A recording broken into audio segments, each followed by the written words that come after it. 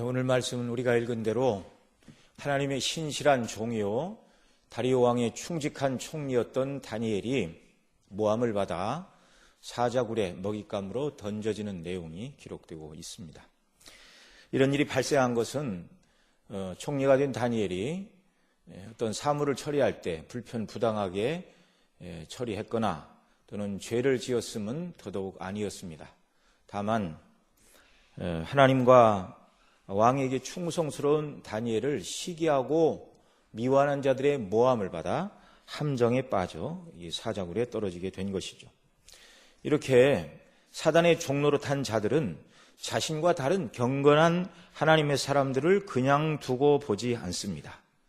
그들은 하나님과 원수된 자들로서 선을 악하다 하고 악을 선하다 하는 거짓된 자들이죠. 뿐만 아니라 이 다니엘을 모함하고 있는 자가 나머지 3명의 총리 중에 2명의 총리와 나머지 방백들이었죠. 모든 방백이 다 가세했다 그렇게 보기는 어렵지만 큰 세력을 형성한 이 무리들, 자신들이 가지고 있는 권력을 악한 욕망의 도구로 사용하고 싶었는데 이게 충성되고 바른 다니엘 때문에 뜻한 바가 잘 되지 않으니 다니엘을 죽이지 않고는 우리 마음대로 할 수가 없다. 그것이 이제 궁극적인 미워하는 이유였던 것이죠. 자, 그래서 이들은 다니엘을 해하려는 계획을 세우고 그 계획을 가지고 다리오 왕에게 가서 재가를 받고 변기하지 못할 조서를 반포하였는데 그 내용은 우리가 앞 시간에 살펴본 것처럼 누구든지 30일간은 왕 외에 어느 신에게 기도해서는 안 되고 또 왕 위에 다른 사람에게는 어떤 것도 구해서는 안 된다. 그것이었죠. 왕에게 다른 사람에게 구해서는 안 된다. 그 말은 당시 이방인들이 자기 제사장에게 나아가 나를 위해 이렇게 기도해달라고 요구하는 내용이라고 말씀을 드렸습니다.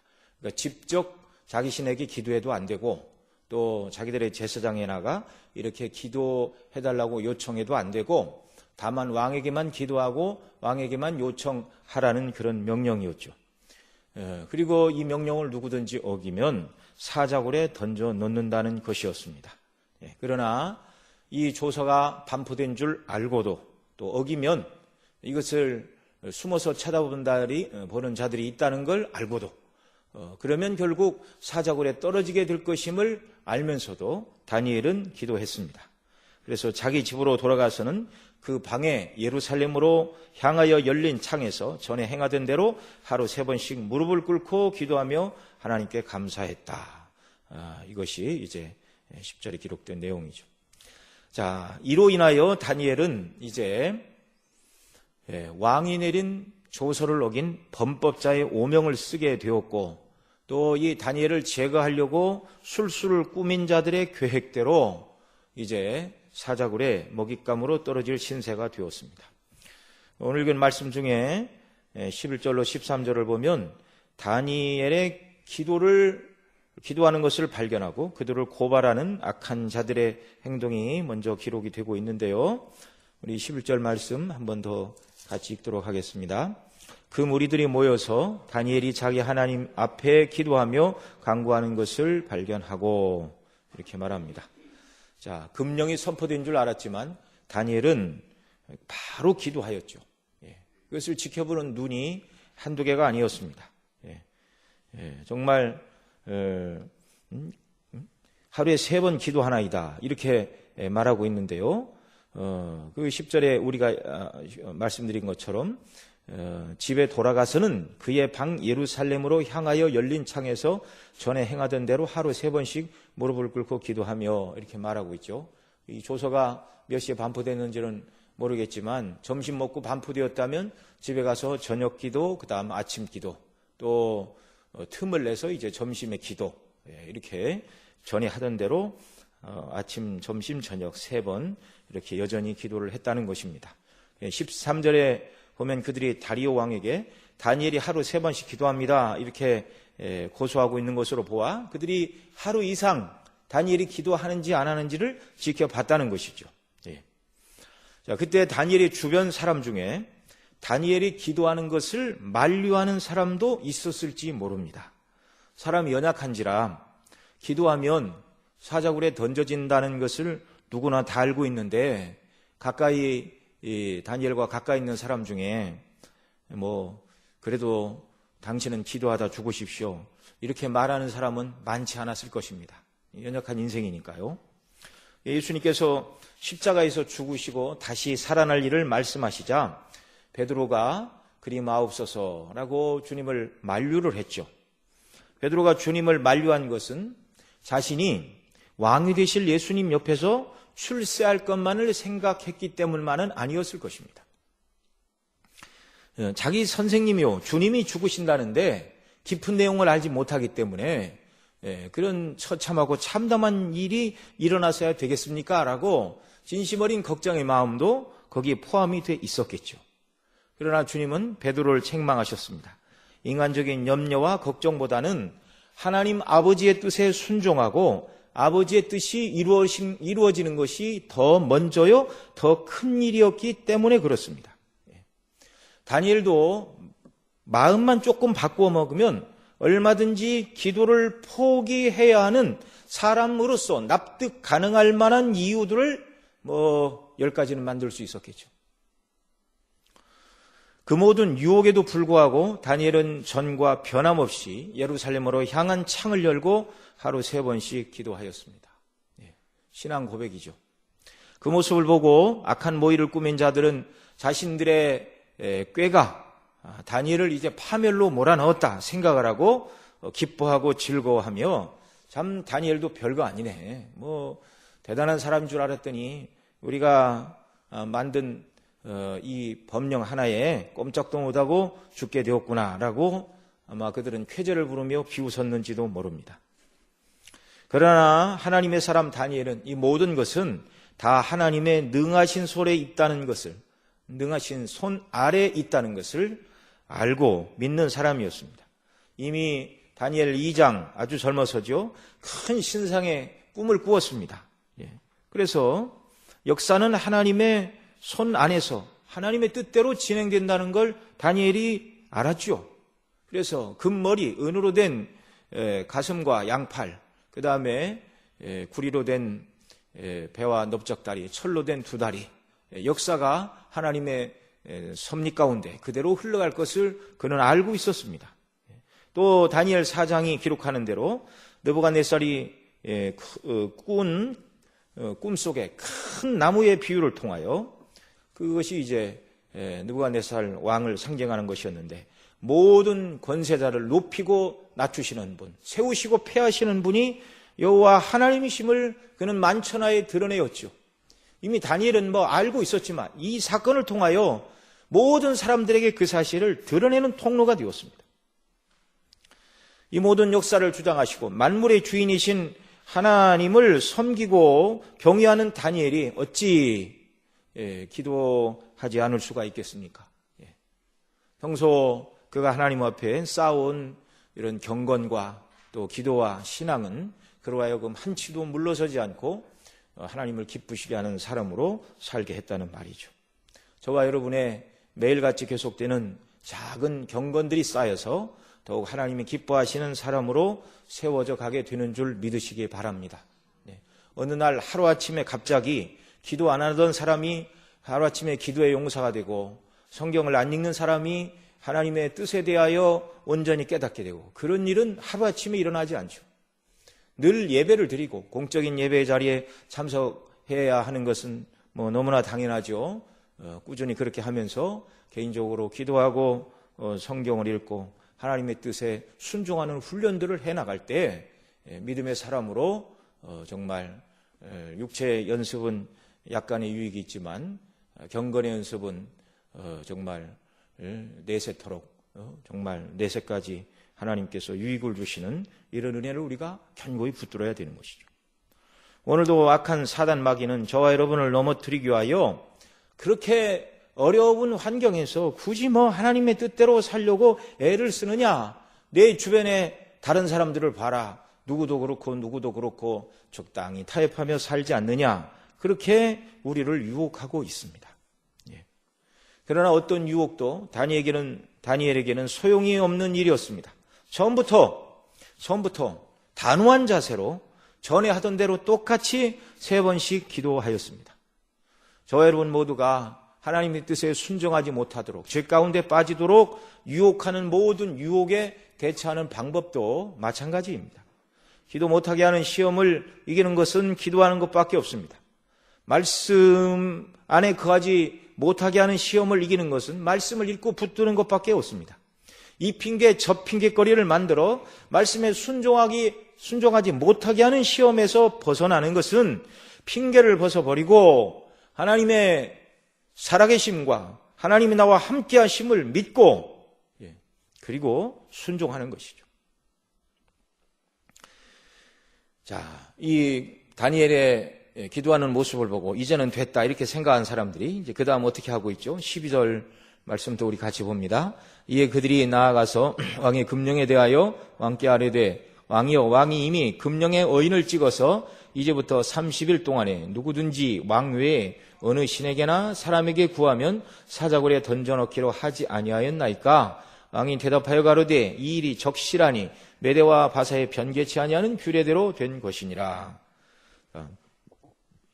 다니엘을 모함하던 자들이 다니엘이 3번 기도했다는 확실한 증거를 손에 쥐고 의기양양하게 왕 앞에 나아가서 다니엘의 죄악을 들추기 전에 먼저 왕이 세운 법령이 어떠한가를 다시금 묻고 있죠.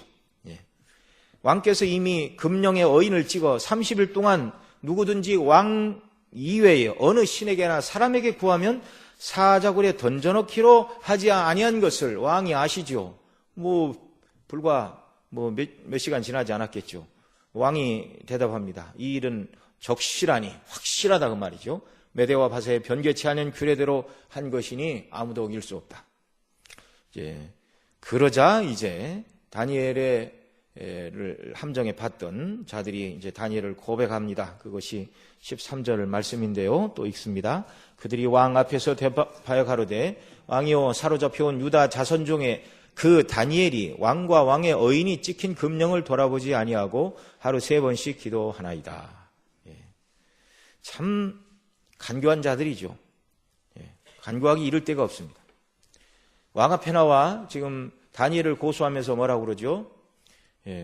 왕이시여, 왕의 신임과 총애를 받는 총리 중에 한 사람인 다니엘이 왕의 법령을 어겼습니다. 이렇게 말하고 있지 않습니다.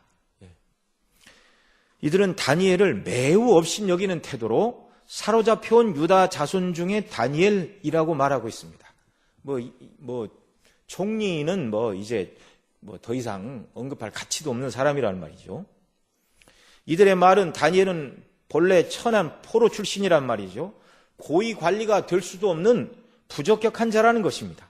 그러니 지금 당장 이 다니엘을 사자굴에 던져도 이상할 것이 없는 별 볼 일 없는 사람이라는 뉘앙스를 풍기고 있습니다. 뿐만 아니라 왕과 왕의 어인이 찍힌 금령을 돌아보지 아니하고 이 말은요, 왕을 무시했다는 말이죠. 보잘것없는 포로 출신이 감히 메대왕 다리오의 명령을 무시했다는 그 말이죠. 왕의 명령을 지켜야 충신인데 다니엘은 그렇지 않았다는 것입니다. 보잘것없는 포로가 그렇게 신분이 높아지니까 자기가 누군 줄도 모르고 왕이 어인을 찍어서 내린 금령을 어기고 자기 멋대로 행동하는, 반항하여 왕에게 절대로 유익이 안 되는 사람이라는 이 점을 지금 항변하고 있는 것이죠. 한 번도 아니고 하루 3번씩이나 기도하는 구제 불가능이라는 그런 말이죠.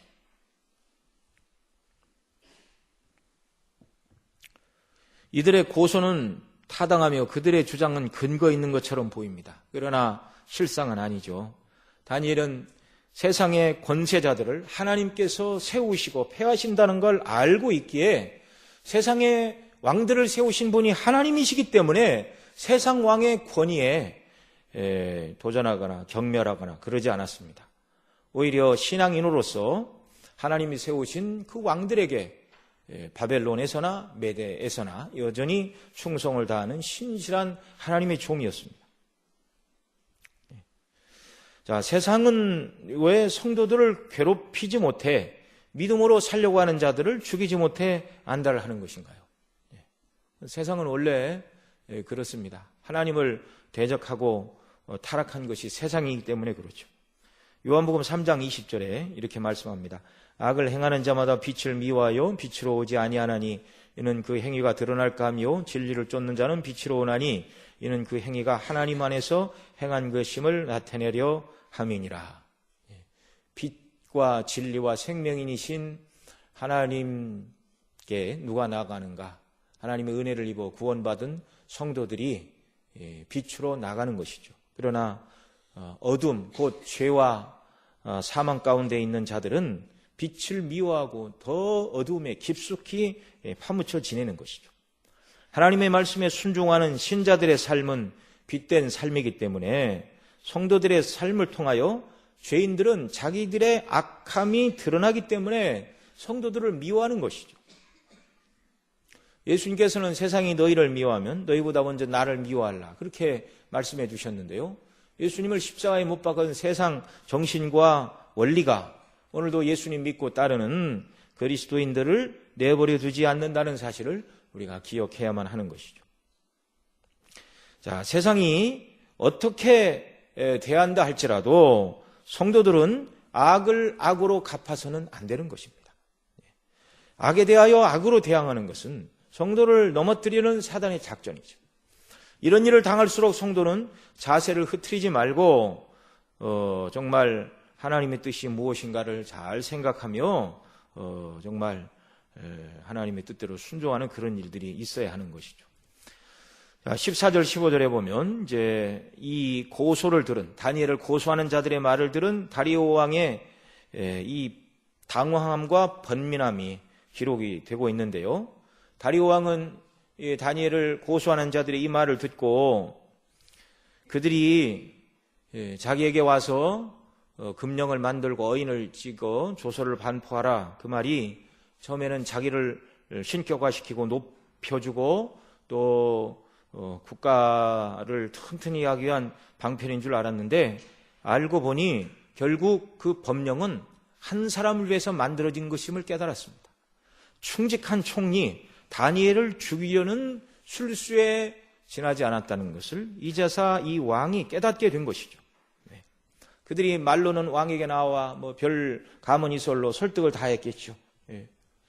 나라가 새로 세워졌고 정말 모든 나라 백성들이 왕의 이름만 부르고 기도하도록 왕의 이름을 높이도록 지구상 어디에서 행해지는 것처럼 우상화 작업을 그들이 실시를 한 것이죠.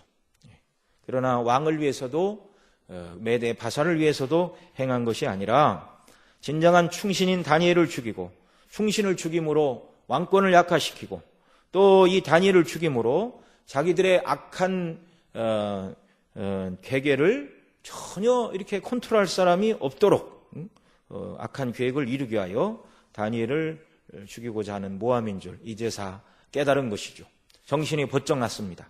이 사건의 앞뒤를 파악한 왕은 근심에 쌓이게 되었습니다. 14절 같이 읽습니다. 왕이 이 말을 듣고 그로 인하여 심히 근심하여 다니엘을 구원하려고 마음을 쓰며 그를 건져내려고 힘을 다하여 해가 질 때까지 이르매, 이렇게 말합니다. 자, 왕이 이 말을 듣고 그로 인하여 심히 근심하니, 그러니까 이 다리오 왕이 다니엘을 얼마나 신임하고 신뢰했는지를 단적으로 보여주는 표현이죠. 다니엘의 대적들은 그가 유대 포로 출신이요 별 볼 일 없는 사람인데 왕의 명령을 어겼습니다, 이렇게 고발을 했지만, 그러나 이 다리오 왕은 알았습니다.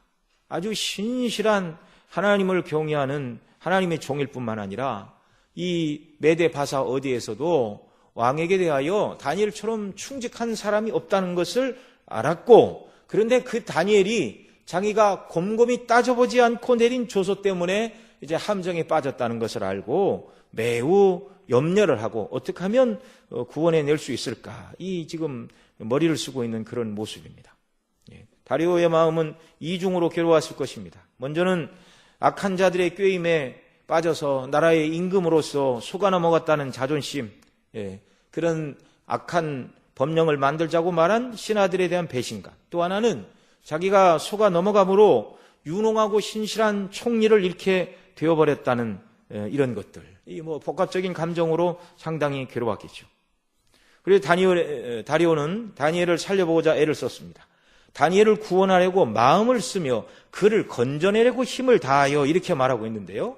자신이 할 수 있는 방법을 다 연구해 봤다는 것이죠.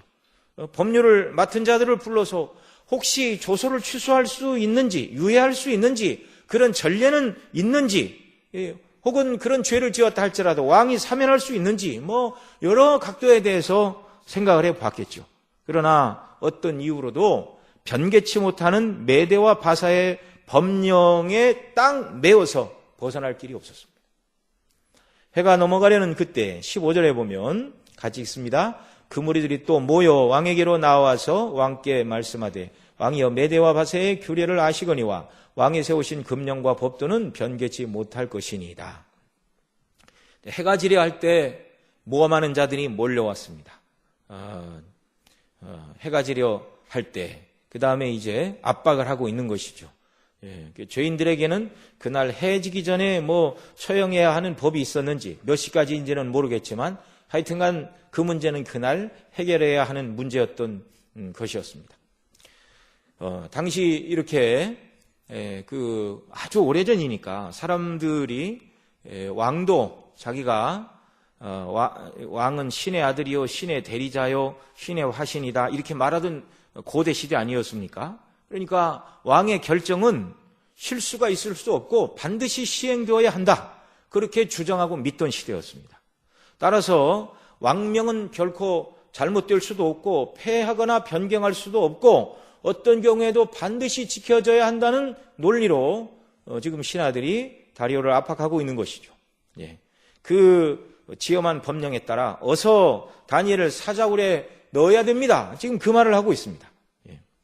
당시 상황은 왕이 재판관으로 앉아 있었지만 실제적으로는 왕은 다니엘의 변호사였고 악한 자들은 검사요 메대와 바사에 변개치 못하는 법이 재판장이 되어 결국 다니엘을 사자굴에 던질 수밖에 없는 상황이었습니다.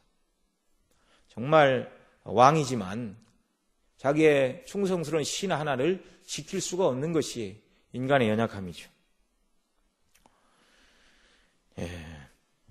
깊이 생각하지 않으면 이런 정말 잘못된 자리에 떨어질 수가 있습니다. 때때로 우리가 하나님 중심으로 생각하며 기도하며 판단하지 않고 사람들이 나를 높여주고 당장에 유익이 있는 것처럼 생각을 해서 정말 깊이 생각하지 않고 마음 가는 대로 그렇게 어떤 일을 결정하게 되면 큰 혼란과 염려와 불행의 씨앗이 될 수도 있다는 사실을 우리가 기억을 해야 할 것입니다. 자, 결국 다리오 왕은 이 다니엘을 대적하는 자들의 그 요구, 법령을 가지고 요구하니 어떻게 할 수가 없어서 결국 다니엘을 사자굴에 집어 던지라 이렇게 말할 수밖에 없는 처지가 되었습니다. 16절 우리 또 읽습니다. 이에 왕이 명함에 다니엘을 끌어다가 사자굴에 던져 넣는지라 왕이 다니엘에게 일러 가로되 너희 항상 섬기는 내 하나님이 너를 구원하시리라 하니라. 경솔한 판단으로 조서에 자기 손으로 어인을 찍고 결국 그로 말미암아 다니엘이 올무에 떨어지고 자신이 내린 조서 때문에 다니엘을 사자굴에 넣으면서 지금 다리오는 이렇게 말하고 있습니다. 너희 항상 섬기는 내 하나님이 너를 구원하시리라. 나는 할 수 없다 그 말이죠. 내가 어인을 찍은 이 조서 때문에 나는 너를 구해줄 수 없으니 너의 하나님만 너를 구원해 줄 수 있다. 참 아무리 후회하고 정말 안타까워해도 어쩔 수가 없는 인간의 연약한 모습입니다.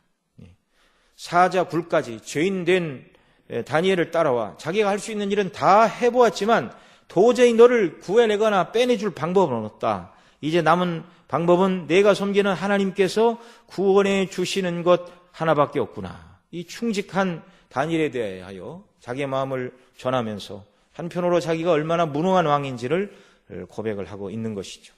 여러분, 이것이 인생입니다. 천하를 쥐고 흔드는 권력자라도 자신이 만든 법에 걸려 죄 없는 충신 한 사람을 구해낼 수 없는 것, 이게 인간의 무능이죠.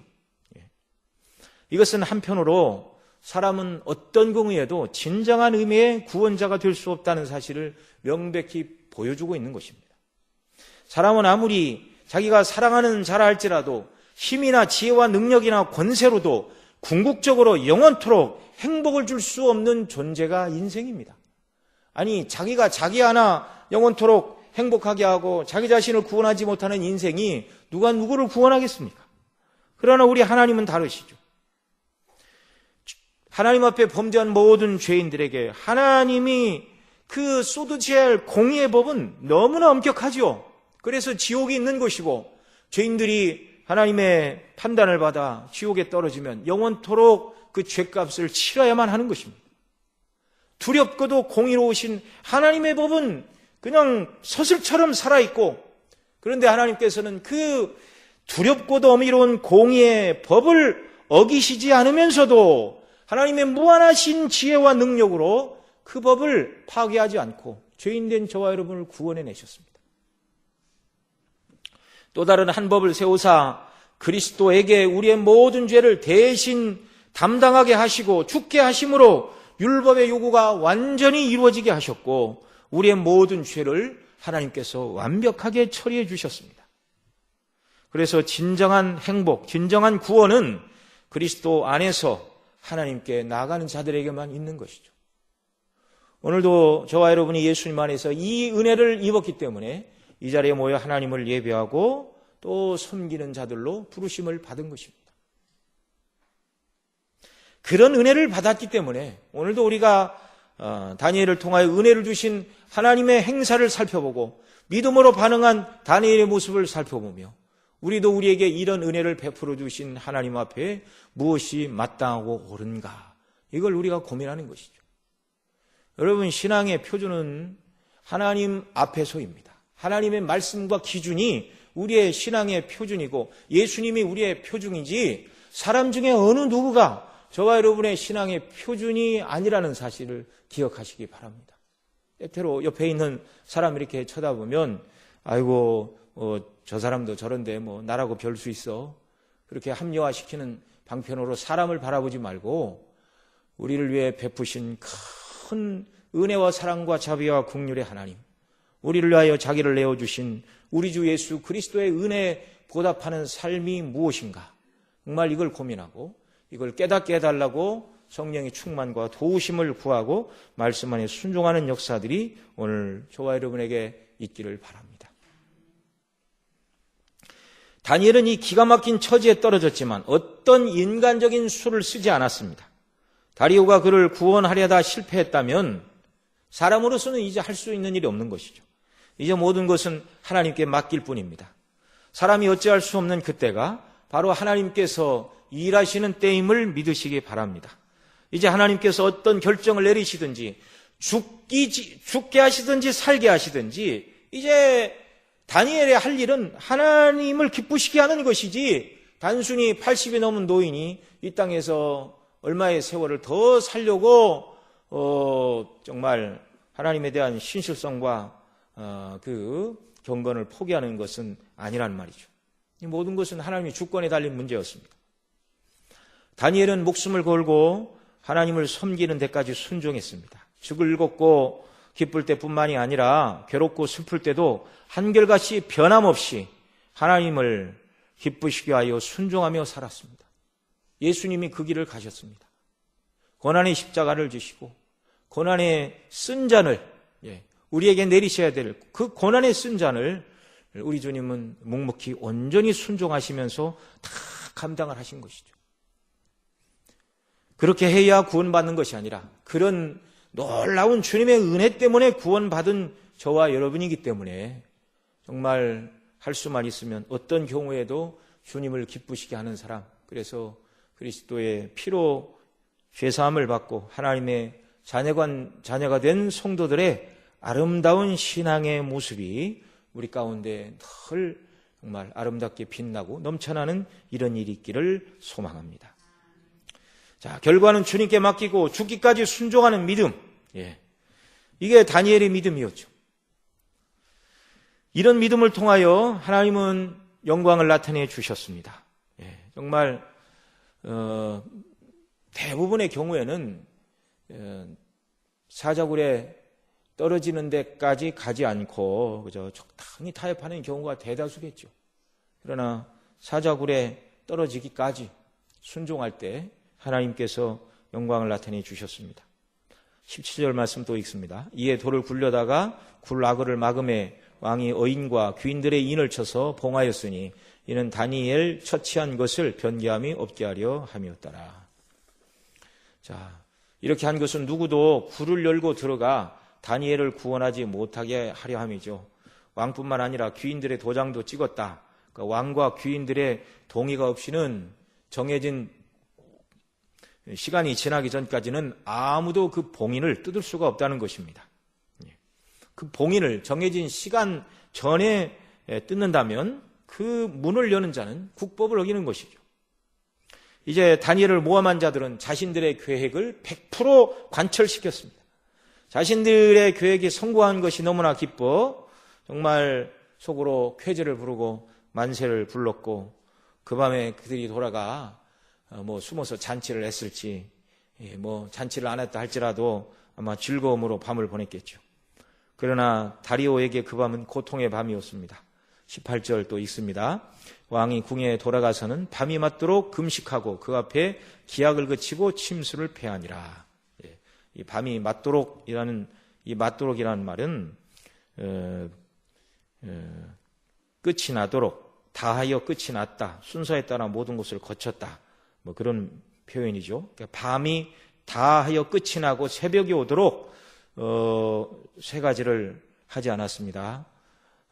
금식하였고 음식을 입에 넣지 않았다는 것이고 자기를 즐겁게 하는 것을 하지 않았습니다. 먹었는지 굶었는지 또 잊어버릴 만큼 지금 다니엘에 대한 염려의 마음이 크다는 것을 알죠. 그다음에 그 앞에 기약을 그치고 낮에 업무를 보고 저녁에는 맛있는 것을 먹고 또 여흥을 즐기며 또 대단한 황제이니 최고의 오늘 얘기하면 가수 악단이 와서 노래를 불렀겠죠. 그러나 그 모든 기약을 다 그치고 그 다음에 침수를 패하니라. 황금 보려로 된 이불을 덮고 잤는지는 모르지만 어쨌든 그날은 그 모든 것들을 다 패하고 오직 다니엘 생각뿐이었습니다.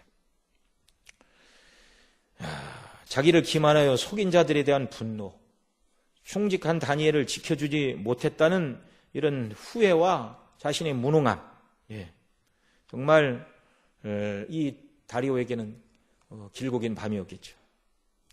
자, 그러면 사자굴에 떨어진 다니엘은 우리에게 무엇을 보여주고 있습니까? 너무 열심히 예수님 믿으면 제명대로 못 살고 일찍 죽는다는 것을 보여주는 것인가요? 아니면 다니엘처럼 그렇게 믿음하고 살아가는 것은 세상 지혜가 부족한 원칙주의자들이 자기 무덤을 파는 행동이라는 걸 보여주고 있습니까? 그렇지 않죠. 진정으로 죄와 유혹이 많은 세상에 성도가 어떻게 살아야 되는지를 보여주는 바른 모범입니다. 믿음으로 살아가는 자들에게는 하나님께서 과정에서 결과까지 은혜로 지키심을 믿으시기 바랍니다. 바울과 실라가 빌립보에서 복음을 증거하다가 자기들을 따라다니며 하나님의 종이라 괴롭게 하는 귀신 들린 여종을 예수님의 이름으로 고쳐주었습니다. 선을 행했는데 그 주인들이 여종들이 더 이상 점을 못 치니까 수입이 끊어지자 고발을 했습니다. 매를 맞고 감옥에 갇혔습니다. 그때 바울과 실로가 뭐 했죠? 감옥에서 기도하고 찬송했습니다. 여러분, 하나님을 기쁘시게 하는 믿음을 따라 살다가 세상 영광을 누리지 못하면 손해이고 그러다 죽으면 실패입니까? 그렇지 않죠. 세상은 영원하지 않습니다. 여러분, 복음을 인하여 고난을 받으면 그건 하나님 앞에 정말 우리 같이 누추한 인생들이 하나님의 이름의 영광을 위하여 고난을 받는다면 그게 얼마나 큰 영광입니까? 저와 여러분의 영적인 눈을 더 열어주시기를 바랍니다. 스데반이 순교로 하나님께 영광을 돌릴 때 하늘이 열리는 것을 보고 정말 하나님을 찬미했죠. 이 죄를 저들에게 돌리지 마옵소서. 주님이 십자가에서 기도하신 것처럼 자기를 죽이는 자들을 위해 기도하는 정말 하나님의 사람이었습니다. 천국에 입성하였죠. 여러분, 돌에 맞아 순교한 스데반이 불쌍한 사람입니까? 다니엘이 사자굴에 떨어져 사자법이 되어 목숨을 잃었다 할지라도 하나님께서는 영광 가운데 그 영혼을 받아 세상 가운데 수고한 모든 위로에 넘치는 은혜로 하나님이 그날 받아주셨을 것입니다. 그러나 그렇게 하지 않으셨죠. 하나님께서 모르시는 상태에서 세상에 벌어지는 일은 하나도 없고 하나님께서 손쓸 수 없어서, 다른 말로 얘기하면 하나님의 능력 밖에 있어서 그 일어나는 일에 어떻게 하나님이 간섭하실 수가 없어서 애타고 안타까운 마음으로 벌어지는 일들에 대하여 자기 백성이 당하는 모든 일들을 안타깝게 쳐다보시는 분이 우리 하나님이신가요? 그렇지 않죠. 말 그대로 하나님은 전지전능하신 분입니다. 뿐만 아니라 오늘 세상에 일어나는 모든 일, 우리에게 일어나는 모든 일도 다 하나님의 섭리 가운데 일어나는 일임을 믿으시기 바랍니다. 시편 91편 7절에 보면 이렇게 말합니다. 천인이 내 곁에서 만인이 내 우편에서 엎드러지나, 이 말은 전쟁의 날 사람들이 수없이 죽어나가는 상황을 염두에 두고 쓰는 표현이죠. 이 재앙이 내게 가까이 못하리로다. 전쟁의 날 하나님을 섬기는 성도들은 한 사람도 죽지 않는다, 그 말이 아니라 하나님께서 지키기로 작정하시면 천인이 내 곁에서 만인이 내 우편에서 엎드러진다 할지라도 하나님 너를 붙들고 지키시고 보호하신다는 말씀입니다. 지키시기로 작정하시면 그렇다는 말이죠. 그러나 하나님의 다른 뜻이 있어서 비록 내가 원하지 않는 방식으로 어떤 일이 일어나고 하나님께서 그런 일을 허락하신다 할지라도 그것은 나를 사랑하시는 하나님께서 결국 합력하여 선을 이루시는 방편으로 내게 허락하신 일만 일어난다. 이걸 성도들이 믿어야 됩니다. 왜 하나님 나에게 왜 이러십니까? 그러면 안 되고, 믿음을 따라 살아갈 때 힘들고 어려운 일이 오지만 결국 그 모든 일은 하나님께서 저와 여러분의 영적인 유익을 위하여 주신 일임을 믿어야 되고요, 그 모든 일에 믿음으로 반응해야 하는 것이죠. 믿음으로 반응해야 됩니다. 하나님의 섭리와 통치를 믿는 성도들은 어떤 순간에도 하나님의 뜻에 순종하는 자가 되게 해달라고 하나님에 대한 신뢰와 또 하나님의 뜻에 순종할 수 있는 은혜와 능력을 달라고 기도해야 됩니다. 다니엘이 담대히 사자굴에 떨어지도록 기도한 것이 그 이유이고요, 서두에 말씀을 드린 것처럼 하나님을 사랑하고 신뢰함으로 살아왔던 경건의 삶의 연장선 속에서 하나님께서 주신 은혜였습니다.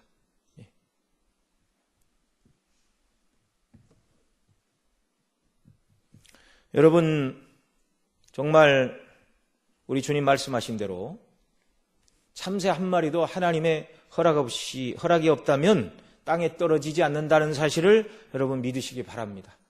또 우리 주님 말씀하신 것처럼 우리의 머리카락 하나까지도 하나님이 세고 계시다는 하나님의 통치와 섭리를 믿으시기 바랍니다. 그러니 때때로 어려운 일이 내게 일어난다 하여서 원망하거나 낙심하거나 그렇게 할 일이 아니고, 이런 순간에도 죄에 빠지지 않고 하나님의 뜻이 무엇인가를 바로 깨닫고 순종하는 사람이 되게 해달라고 우리가 기도를 해야 되고, 합력하여 선을 이루시는 아버지의 뜻에 정말 온전히 복종하는 이런 일들. 우리 주님은 죽기까지 아버지의 뜻에 복종하셨는데요, 성도가 이루어야 될 가장 영광스러운 성화의 목표가 바로 그것입니다.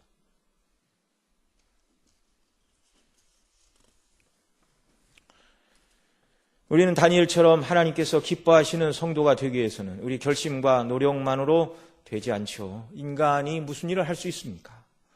베드로전서 5장 8절에 근신하라 깨어라 너희 대적 마귀가 우는 사자같이 두루 다니며 삼킬 자를 찾나니 이렇게 말하고 있는데요. 이 사단의 시험과 전력으로부터 승리하는 비결은 약간 타협하거나 숨거나 도망가지 않은 것이 아니라 근신하고 깨어 정말 기도하는 것입니다. 야고보 4장 7절에서 그런즉 너희는 하나님께 순복할지어다 마귀를 대적하라 그리하면 너희를 피하리라. 하나님께 순종하고 마귀를 대적하여 믿음으로 하나님을 신뢰함으로 정면 돌파해야 한다는 말이죠.